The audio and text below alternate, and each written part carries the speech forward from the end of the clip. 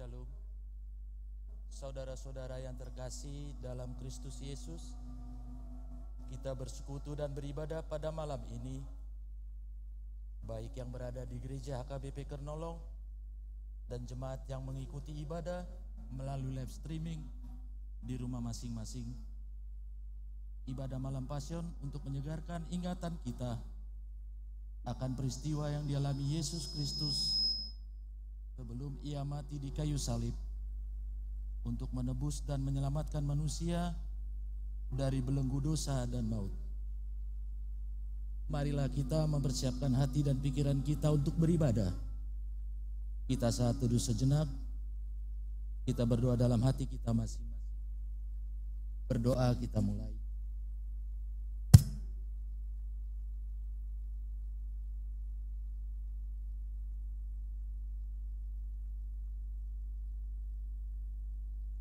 Amin. Kita puji Tuhan, kita bernyanyi dari buku ND nomor 86 ayat 1 dan ayat 3. Ayat 3 jemaat kami undang bangkit berdiri.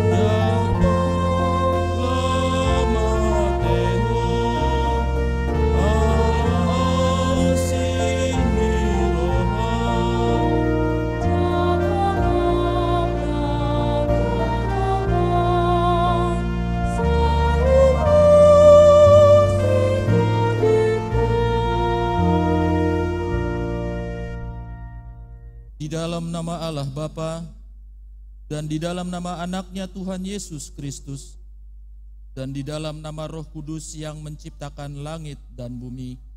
Amin. Marilah kita menanggalkan semua dosa dan beban yang begitu berat merintangi kita. Dan marilah berlomba untuk tekun dalam perlombaan yang diwajibkan bagi kita. Marilah juga kita melakukannya dengan mata yang selalu tertuju kepada Yesus yang memimpin kita dalam iman dan yang membawa iman kita kepada kesempurnaan, yang dengan mengabaikan kehinaan tekun memikul salib, ganti sukacita yang disediakan bagi Dia yang sekarang duduk di sebelah kanan tahta Allah. Haleluya.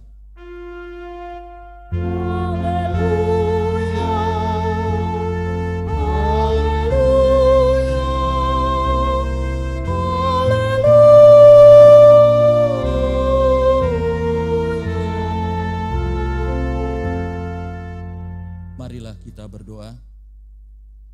Ya Tuhan Yesus Kristus yang telah menderita dan mati di kayu salib, pada malam ini kami berkumpul beribadah di bait suci-Mu untuk mengenang dan memperingati perjalanan salib yang Engkau lalui untuk menebus dosa-dosa kami. Berkatilah persekutuan ini ya Tuhan, agar kami benar-benar menghayati arti penderitaan dan penebusan-Mu, sehingga kami dapat meneladaninya dalam kehidupan kami sehari-hari, serta dapat mensyukurinya demi kemuliaan nama-Mu dan demi kehidupan yang kekal yang disediakan bagi orang-orang percaya. Amin.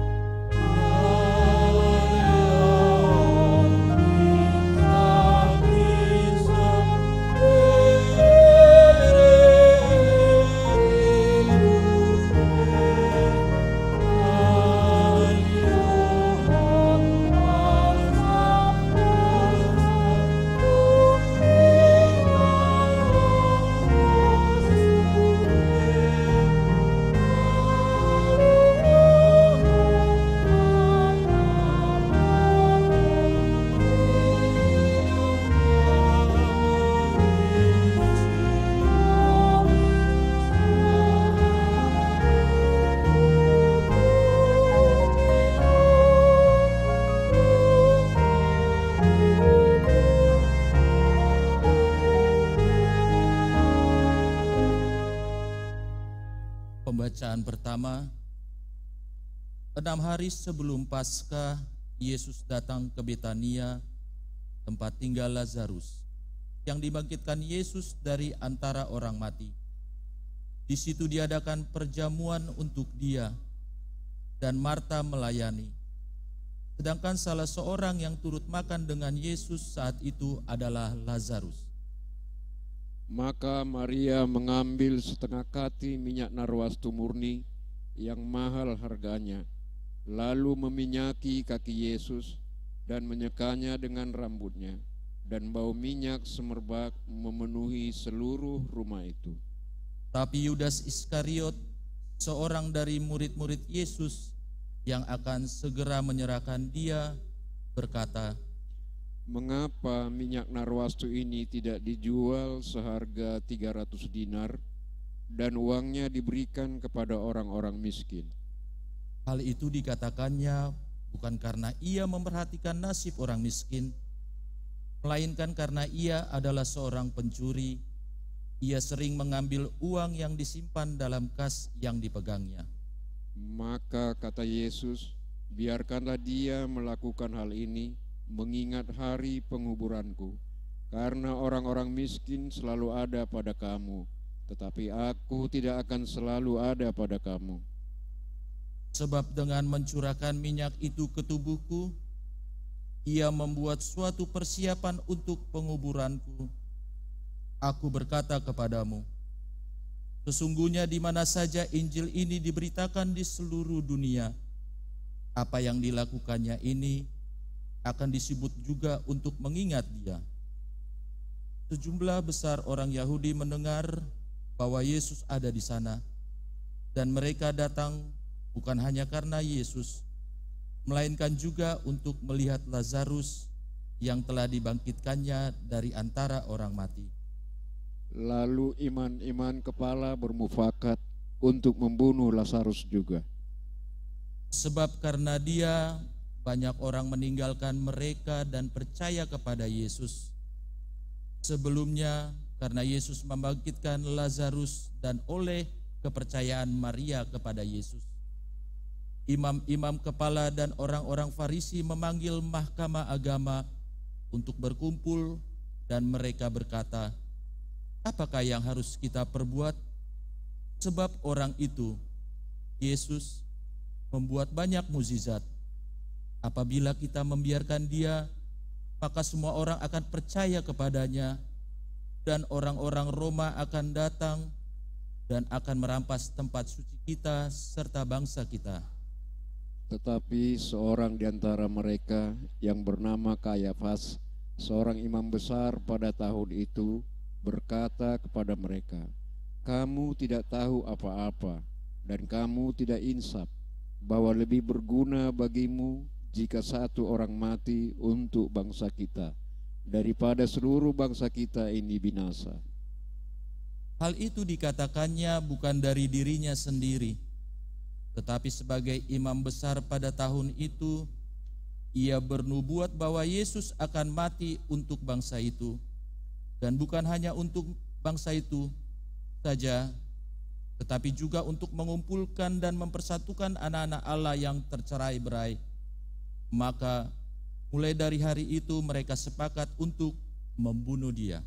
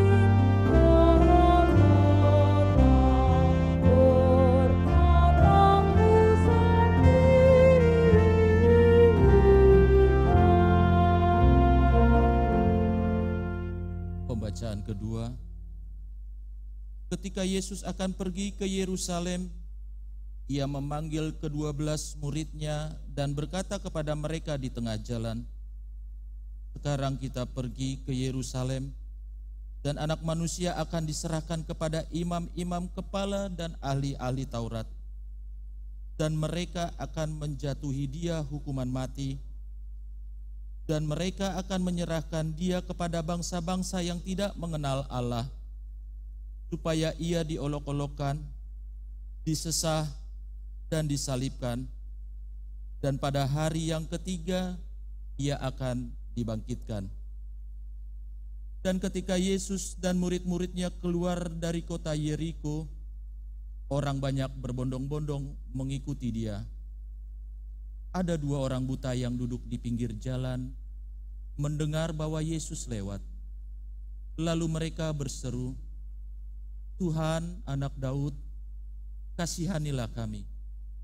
Tetapi orang banyak menegur mereka supaya mereka diam. Namun mereka makin keras berseru, katanya, "Tuhan, Anak Daud, kasihanilah kami."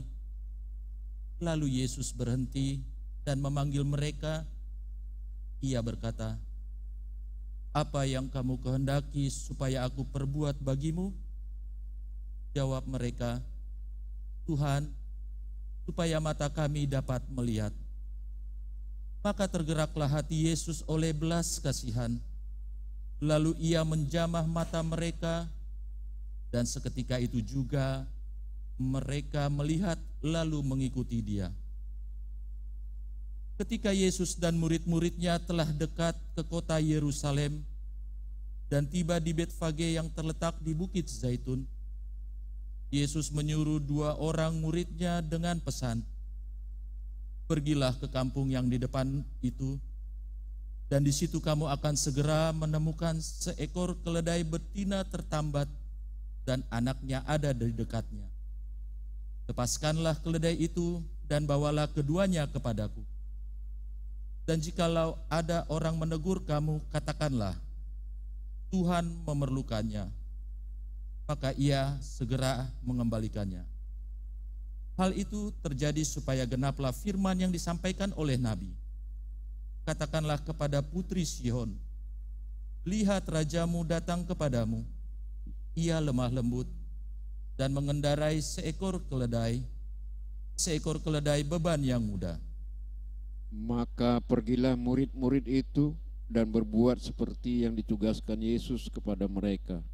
Mereka membawa keledai betina itu bersama anaknya, lalu mengalasinya dengan pakaian mereka, dan Yesus pun naik ke atasnya. Orang banyak yang sangat besar jumlahnya menghamparkan pakaiannya di jalan. Ada pula yang memotong ranting-ranting dari pohon-pohon dan kemudian menyebarkannya di jalan. Dan orang banyak yang berjalan di depan Yesus dan yang mengikutinya dari belakang berseru, katanya, "Hosana bagi Anak Daud, diberkatilah Dia yang datang dalam nama Tuhan. Hosana di tempat yang maha tinggi." Beberapa orang Farisi yang turut dengan orang banyak itu berkata kepada Yesus, "Guru, tegurlah murid-muridmu itu." Jawabnya, "Aku berkata kepadamu, jika mereka ini diam, maka batu ini akan berteriak." Dan ketika Yesus telah dekat dan melihat kota itu, Ia menangisinya, katanya, "Wahai, betapa baiknya jika pada hari ini juga engkau mengerti apa yang perlu untuk damai sejahteramu. Tetapi sekarang hal itu tersembunyi bagi matamu, sebab akan datang harinya bahwa musuhmu akan mengelilingi engkau dengan kubu, lalu mengepung engkau dan menghipit engkau dari segala penjuru, dan mereka akan membinasakan engkau beserta dengan pendudukmu, dan pada tembokmu mereka tidak akan membiarkan satu batu pun tinggal terletak di atas batu yang lain, karena engkau tidak mengetahui saat bila manakah Allah akan melawat engkau." Kita dengarkan Tur Ina Kamis, dilanjutkan Tur Inarut.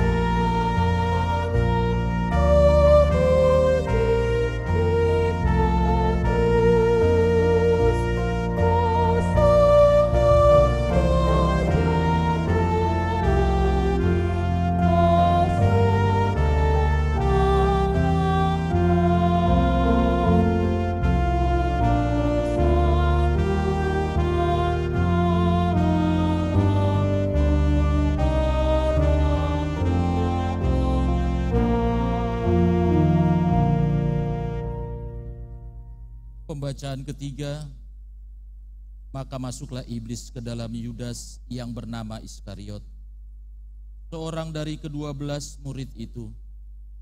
Lalu pergilah Yudas kepada imam-imam kepala dan kepala-kepala pengawal bait Allah dan berunding dengan mereka bagaimana ia dapat menyerahkan Yesus kepada mereka. Mereka sangat gembira dan bermufakat untuk memberikan sejumlah uang kepadanya.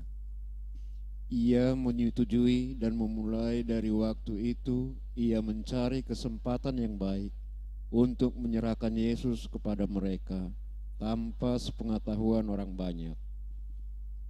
Pada hari pertama dari hari raya roti tidak beragi, datanglah murid-murid Yesus kepadanya dan berkata, "Ke tempat mana engkau kehendaki kami pergi untuk mempersiapkan perjamuan Paskah bagimu?" Lalu ia menyuruh 2 orang muridnya dengan pesan, "Pergilah ke kota, di sana kamu akan bertemu dengan seorang yang membawa kendi berisi air. Ikutilah dia dan katakanlah kepada pemilik rumah yang dimasukinya, 'Pesan Guru, di manakah ruangan yang disediakan bagiku untuk makan Paskah bersama-sama dengan muridku?' Lalu orang itu akan menunjukkan kamu sebuah ruangan atas yang besar, yang sudah lengkap dan tersedia. Disitulah kamu harus mempersiapkan perjamuan Paskah untuk kita." Maka berangkatlah kedua murid itu, dan setibanya di kota, didapati mereka semua yang dikatakan oleh Yesus kepada mereka. Lalu mereka pun mempersiapkan Paskah. Setelah hari malam, datanglah Yesus bersama-sama dengan muridnya. Ketika mereka duduk di situ dan sedang makan, Yesus berkata, "Aku berkata kepadamu, sesungguhnya seorang di antara kamu akan menyerahkan aku, yaitu dia yang makan dengan aku."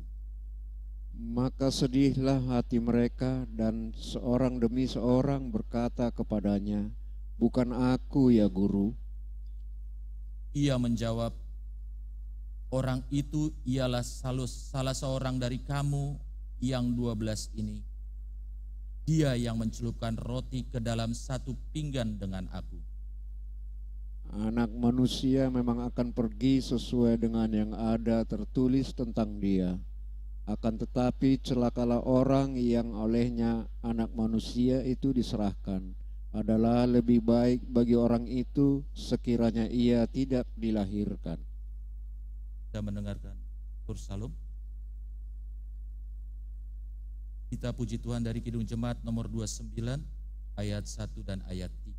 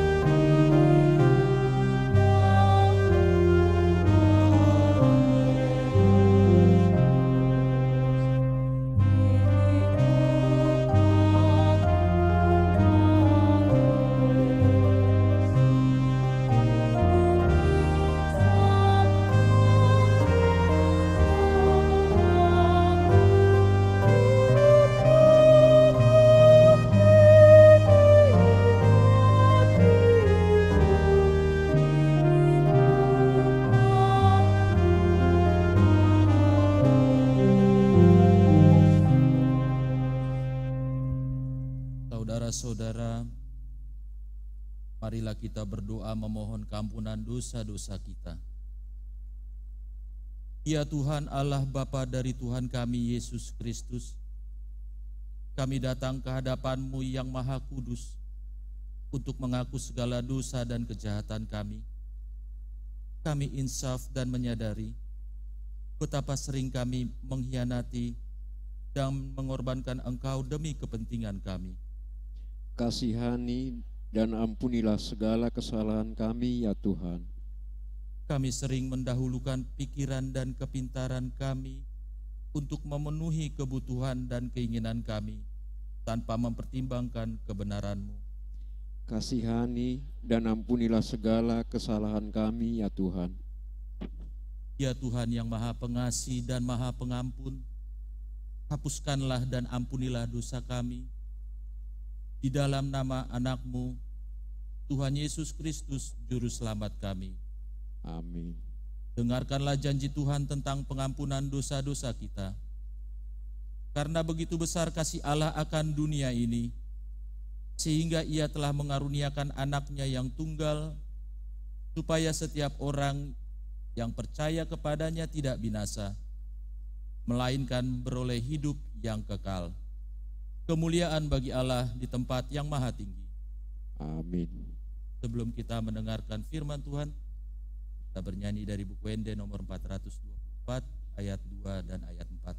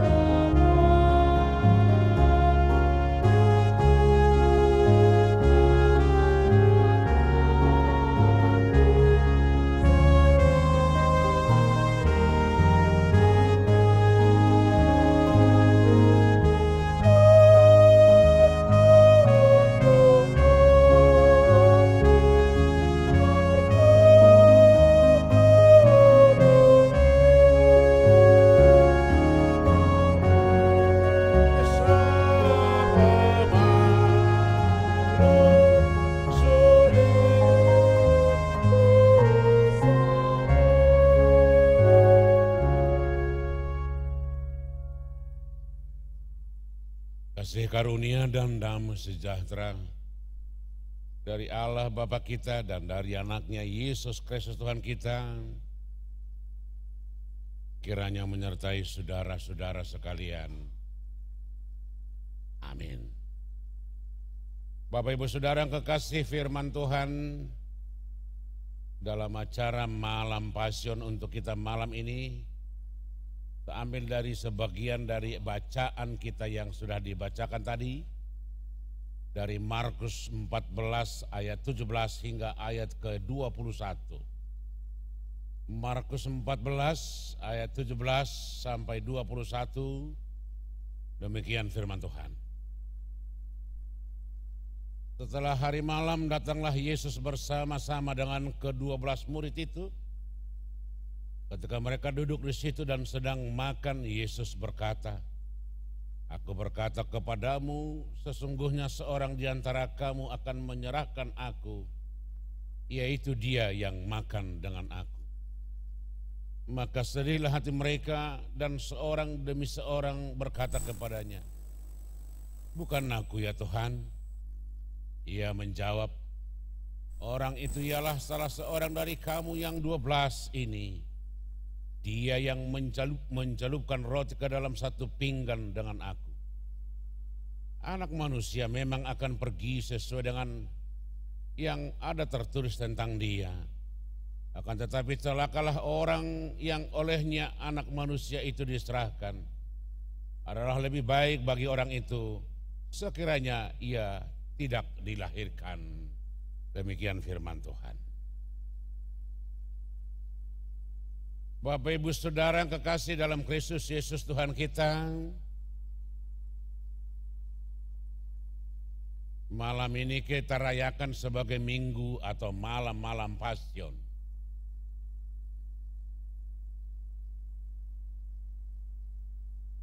Sebenarnya kalau menurut kalender gereja ini tidak tepat.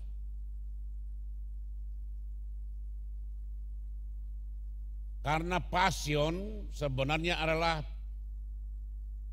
minggu-minggu peringatan akan hari-hari terakhir Yesus di dunia. Hari-hari terakhir sebelum dia disalibkan. Hari-hari terakhir sebelum dia menderita dan mati. Sebenarnya Pasion harus berakhir hari Rabu. Sebab hari Kamis sudah minggu, Kamis putih.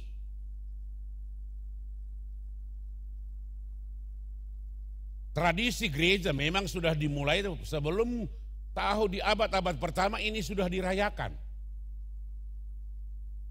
40 hari sebelum kematian. 40 hari sebelum kematian. Artinya 40 hari seluruh orang Kristen terus-menerus mengadakan ada semacam perenungan, semacam bagaimana memaknai, memahami, mengerti, dan merasakan apa yang dirasakan Yesus. Yang berpuncak pada Minggu Palma hari kemarin, Minggu Palmarum.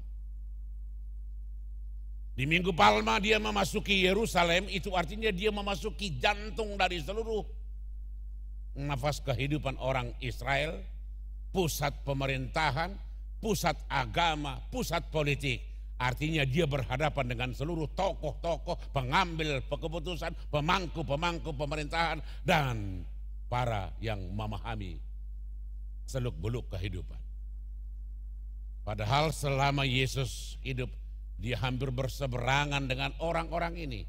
Di Minggu Palma, dia tampil di situ dengan gagah berani, dia datang. Di tradisi gereja mula-mula, ini dirayakan 40 hari tanpa hari Minggu. Kalau kita hitung-hitung dimulai dari Minggu Reminiscere, 5 kali 7, 35, sampai hari Kamis 40. 40 hari mulai Minggu Reminiscere. Minggu Reminiscere, Oculi Judica Letare Palmarum. Itu 5 kali minggu. Itu adalah minggu-minggu pangsa. Minggu-minggu sengsara, minggu-minggu perenungan, minggu-minggu mengingat seluruh penderitaan Yesus.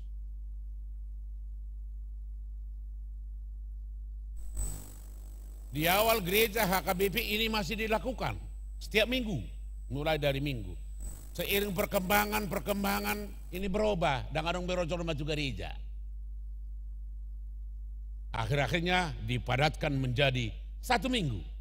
Awalnya sampai 40 hari. Bukan tiap malam, tetapi tiap minggu, sekali 1 minggu harus ada ibadah di gereja mengenang itu.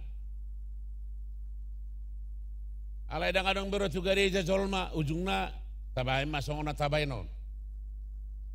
Di gereja lain ada 2 malam. Sewaktu saya melayani di kantor pusat di Silindung, tidak ada lagi perayaan Paskah di perayaan Pasion di gereja. Itu ini acara ini dibaca setelah habis khotbah. Dimulai Minggu Reminiscere, langsung ini dibaca.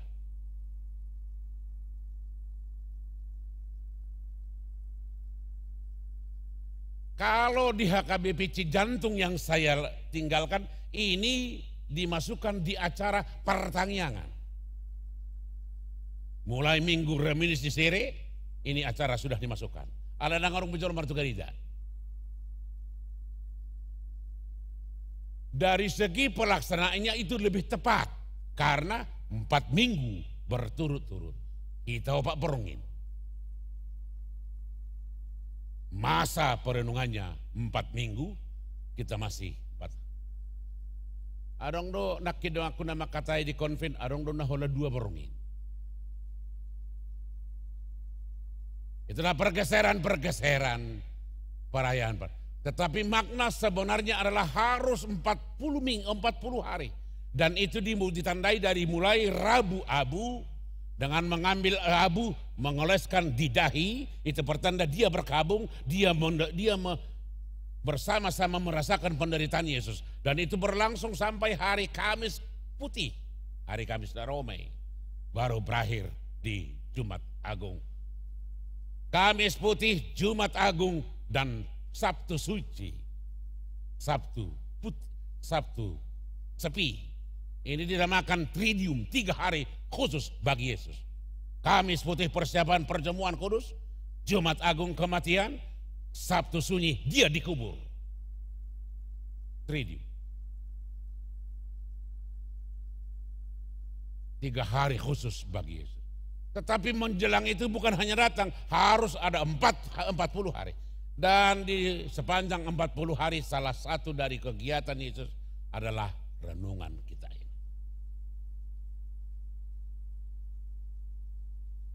Yesus mempersiapkan segalanya. Yesus terus-menerus tahu apa yang akan terjadi kepadanya. Dan dia memperlihatkan, dia mengarahkan murid-muridnya, dia mengajak muridnya untuk memahami, memaknai dan mengerti. Coba kita lihat apa yang dikatakan oleh Yesus di malam-malam terakhir sebelum dia ditangkap. Setelah hari malam datanglah Yesus bersama-sama dengan ke-12 itu. Ketika mereka duduk di situ dan sedang makan, Yesus berkata, malam apa? Kalau kita coba angkat seperti sekarang, ini sebenarnya terjadi hari Kamis malam. Mereka mengadakan perjamuan malam, persiapan Paskah Jumat. Sebab orang Yahudi setiap Paskah harus datang ke Yerusalem. Dan malam itu Yesus mempersiapkan dengan perjamuan kudus, perjamuan malam. Dan inilah acara. Di tengah-tengah acara itu, di tengah-tengah ibadah itu, di tengah-tengah persekutuan itu, Yesus berkata, Aku berkata kepadamu, sesungguhnya seorang di antara kamu akan menyerahkan aku, yaitu dia yang makan dengan aku. Sesungguhnya seorang di antara kamu akan menyerahkan. Coba kita bayangkan Bapak Ibu Saudara, kata-kata ini keluar dari Yesus kepada murid-murid yang selama 3 tahun bersama-sama dengan dia. Tetapi tiba-tiba dia mengungkapkan satu kalimat yang bisa mungkin sangat luar biasa kedengarannya. Salah seorang dari kalian menyerahkan aku. Apa respon murid-murid? Mereka sedih. Yesus bukan langsung kamu salah, kamu salah, kamu salah. Yesus membiarkan murid-murid untuk merenung kehidupannya, memahami apa yang dia kerjakan, bagaimana dia bersama-sama Yesus, bagaimana dia mengikuti Yesus.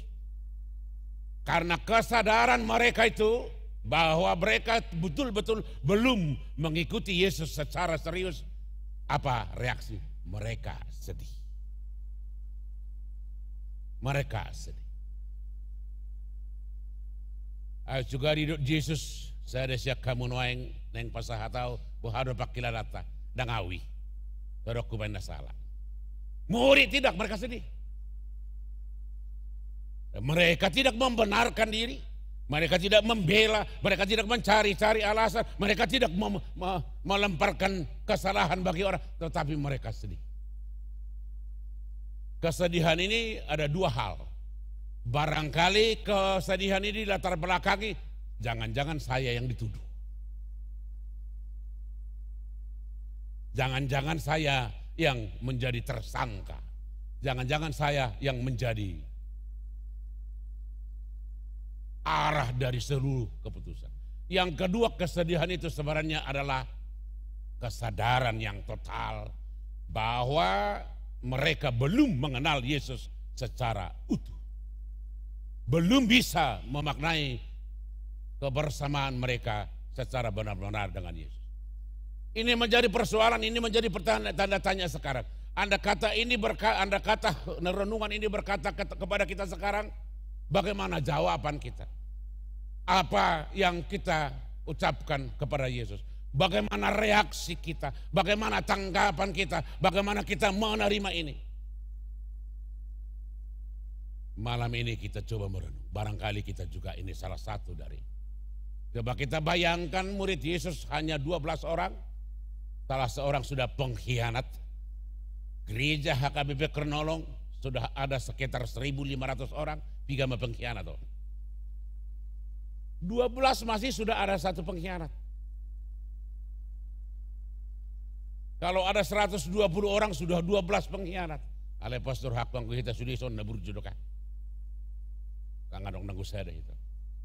Bagaimana caranya? Kita bersedih akan kesalahan kita, dosa-dosa kita, ketidakbenaran kita mengikuti Tuhan, ketidakbenaran kita melakukan kehendak Tuhan. Dengan prinsip, dengan sikap, dengan komitmen kita memperbaiki. Ada waktu, ada kesempatan, ada peluang bagi kita untuk memperbaiki ke depan. Sebab di kata-kata terakhir ini sangat luar biasa. Yesus membuat suatu keputusan. Dia lebih baik mati sebelum maunya, dia lebih baik mati sebelum lahir. Kalau hanya menjadi orang yang membuat masalah, kalau hanya untuk merusak, kalau hanya untuk menyerah, mengkhianati guru, kalau hanya berpikir jahat, kalau hanya membuat yang tidak benar, lebih baik tidak lahir. Ini kata-kata Yesus sungguh pedas. Ayang keholan nama negara itu betul hatu.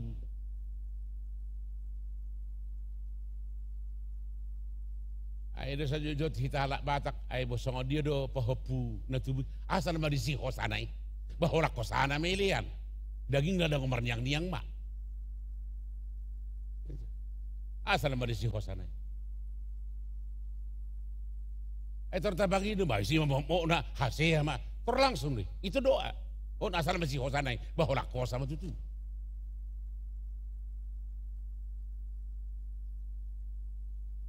Ini di ayat 21 Yesus luar biasa. Anak manusia memang akan pergi sesuai dengan yang tertulis tentang dia. Akan tetapi celakalah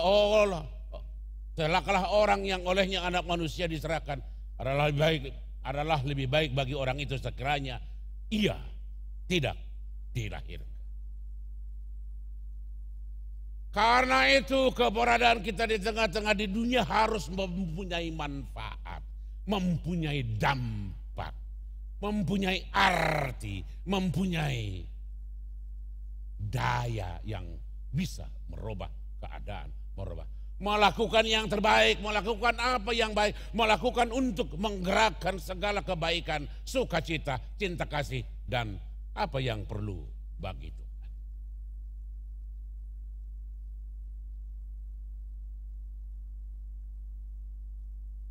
Adong do filosofi na jujut sabi gudang do siya singgo to siya bayon alalang kong sitiruon. Gudang do singo to siya bayon alalang adong sitiruon.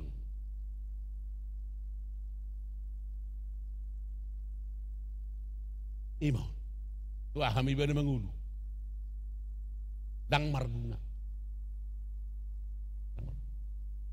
Karena itu Yesus pada dasarnya kehidupan itu bagi Yesus harus mempunyai arti, berguna, bermanfaat, mempunyai dampak, mempunyai pengaruh.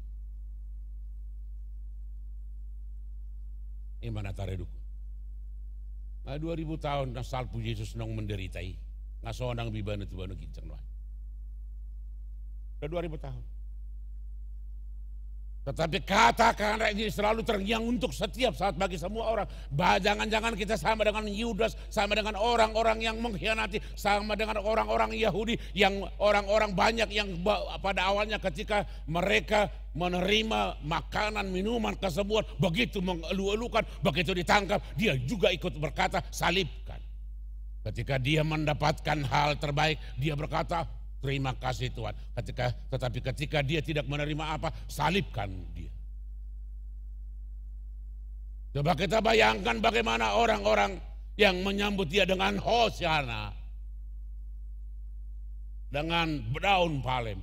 Begitu ditangkap oleh serdadu-serdadu Yahudi dan diperhadapkan dengan pengadilan, ini juga ikut berkata, salibkan dia. Hari ini dia menyambut dengan sukacita. Besok dia menjadi pengkhianat dan juga ikut mengambil keputusan untuk kesalahan. Ini yang harus kita renungkan pelan-pelan. Ini yang harus kita kembali kaji, ini yang harus kembali kita review, ini yang harus kembali kita perbaiki. Malam ini, Bapak Borongin menon ida onoto. Sada-sada mah datang kali. Satu-satu kita bebaskan. Kalau hari ini kita ditanya oleh salah seorang dari antara kamu akan menyerahkan. Hari ini kita bebaskan, kita bukan itu. Bagaimana caranya? Kita harus melihat ke hati kita, kepada kehidupan kita, kepada seluruh iman percaya kita. Besok akan berkembang dan pada akhirnya kita akan bersama-sama dengan Yesus. Amin, kita berdoa. Terima kasih Bapa di surga untuk malam ini yang kami pakai untuk menyembah Engkau dan mencoba mengingat kembali penderitaan yang Engkau alami, untuk kelepasan dan pembebasan, pengampunan bagi kami, agar kami dibebaskan dari kuasa dosa, kuasa maut dan kuasa kematian, dan beroleh keselamatan yang telah Engkau sediakan. Kalau malam ini Engkau firman-Mu mengingatkan kami bahwa Engkau bertanya, salah seorang dari antara murid-murid akan menyerahkan Engkau kepada orang-orang yang akan menjalibkannya. Kami bertanya kepada hati dan kehidupan kami, jangan-jangan kami adalah salah seorang dari orang-orang yang mengingkari Engkau. Tetapi Engkau sungguh kuasa, sungguh luar biasa. Engkau telah mengampuni kami. Engkau telah membebaskan kami. Dosa dan kematian telah Engkau taklukkan. Biarlah Roh-Mu yang menguatkan kami untuk bersaksi tentang kebaikan-kebaikan-Mu, cinta kasih-Mu, dan perbuatan-Mu yang ajaib bagi setiap orang. Berkati seluruh jemaat-Mu. Berkati seluruh perayaan-perayaan yang malam ini yang kami pakai untuk malam-malam Passion sebagai peringatan minggu-minggu, hari-hari sengsara, hari-hari terakhir ketika Engkau masih hidup di tengah dunia ini. Terima kasih Tuhan untuk segala cinta kasih-Mu dan anugerah-Mu yang kami terima. Di dalam Yesus Kristus kami berdoa. Amin. Kembali kita puji Tuhan, mari dihita sian nomor 24, ayat sadadoh tudukna huhut ma papunguhon pilihan.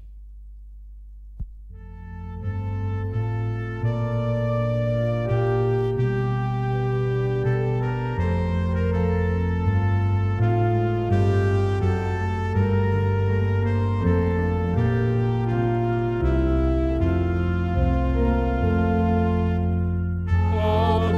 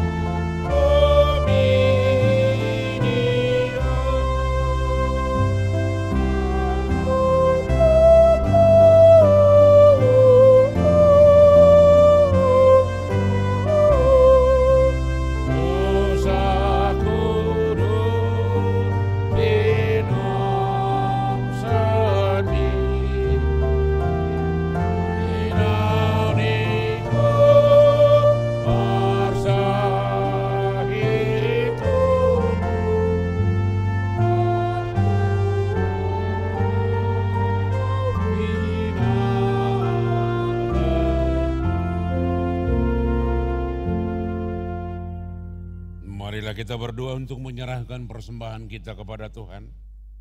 Ya Allah Bapa kami yang di sorga, kami mengaku bahwa Tuhan adalah sumber dari segala karunia yang melimpah dalam kehidupan kami masing-masing. Sebahagian daripada karunia itu kami serahkan kembali sebagai persembahan kepada Tuhan. Terimalah dan berkatilah persembahan umat-Mu ini, agar dapat kami pergunakan untuk pekerjaan dan pelayanan kerjaan Tuhan di dunia ini.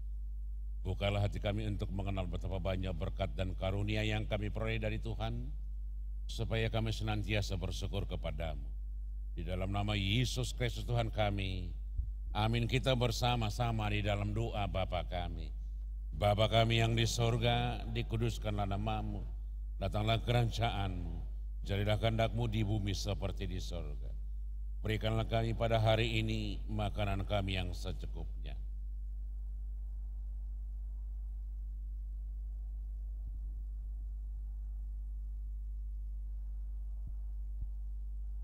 Tetapi lepaskanlah kami daripada yang jahat, karena Engkau punya kerajaan dan kuasa dan kemuliaan sampai selama-lamanya.